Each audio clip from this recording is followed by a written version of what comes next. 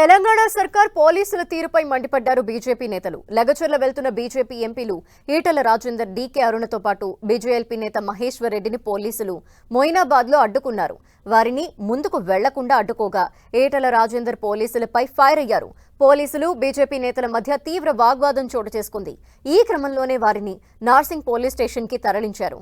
తమ అరెస్ట్ ముమ్మాటికి ఎంపీల హక్కులకు భంగమే అని, పోలీసుల వ్యవహార శైలిపై లోక్సభ స్పీకర్ కి ఫిర్యాదు చేస్తామన్నారు ఈటెల రాజేందర్. నార్సింగ్ పోలీస్ స్టేషన్ కి తీసుకువెళ్లిన తర్వాత బీజేపీ నేతల్ని విడిచిపెట్టారు పోలీసులు. సీఎం రేవంత్ రెడ్డి సొంత నియోజకవర్గంలోనే రైతులు భయభ్రాంతులకు గురవుతున్నారని డీకే అరుణ అన్నారు. బలవంతంగా భూములు లాక్కుని ఫార్మా కంపెనీల కోసం ప్రభుత్వం పనిచేస్తోందని ఆరోపించారు. లగచర్ల బాధితుల్ని కలిసేందుకు వెళ్తే తప్పేంటని ప్రశ్నించారు. తామేమైనా నిషేధిత సంస్థల ప్రతినిధులమా అని మండిపడ్డారు.